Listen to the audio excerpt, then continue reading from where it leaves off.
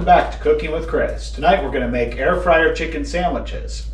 So what we've done here is we've taken a cup of pickle juice. So you can just take some dill pickles, just take the jar, dump in a cup of pickle juice, and then let this sit for at least a half hour. What we've got in here is just some chicken breasts from Costco. They're the air-cooled ones. Now the problem with the chicken breast is that they're usually a little too big. You want to get about 6 to 8 ounces. So I actually cut these in half and then pounded them with a mallet to flatten them out.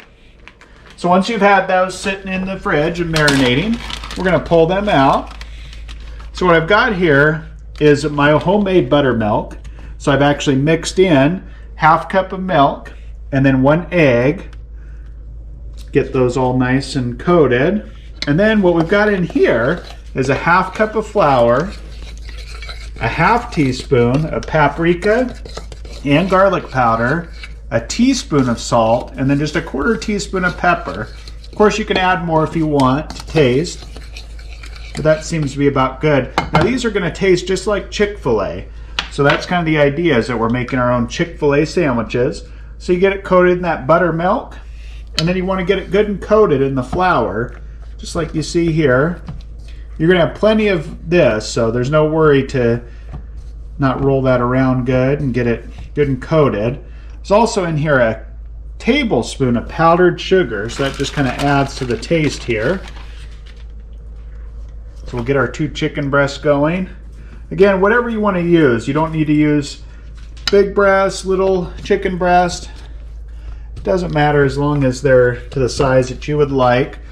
If you get them too small, the problem is they're probably going to cook a little too fast. You're not going to get that taste that you would get from Chick-Fil-A. All right, so now we're going to get our air fryer going. Now this model here is the Ninja Foodie Grill, which actually has the air fryer built into it. So we're going to set it to air crisp. We're going to do 400 degrees. And we're going to set it for 20 minutes, even though we might not cook that long. We're just going to set it to 20. Again, different air fryers are going to have different times and whatnot, and we're actually going to take a look at the time, but we're going to go ahead and preheat that so that it gets ready to go to cook our chicken. Cut. All right, so once our air fryer is ready and warmed up, we're going to take our chicken, we're going to stick it in the air fryer here.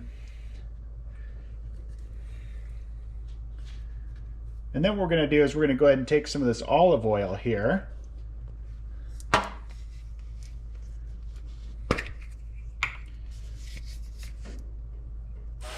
And just spray it on just to get it coated enough so that it's going to give it a little bit of a crisp, kind of give it that deep fried look once we put it in the crisper. And then we're going to let that cook for about 10 minutes. So even though it says 20, at about 10 is when we're going to check it and see how it's looking. All right, so 10 minutes have passed. So now what we're going to do, as you can see, our chicken's got nice and crispy. We need to get that other side cooked. So we're going to carefully flip these over, just like that. And then same thing, we're going to take that olive oil cooking spray and just give it a little spritz. These have maybe about 4 minutes left to get done.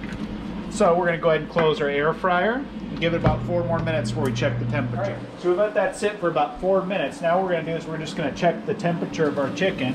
I've got my instant read thermometer here.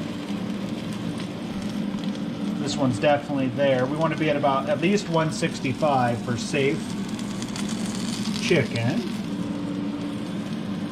And it looks like both are there. You don't have to worry too much about, usually I'm worried about overcooking chicken, but with the pickle juice, marinating it, you don't have to worry too much about it drying out.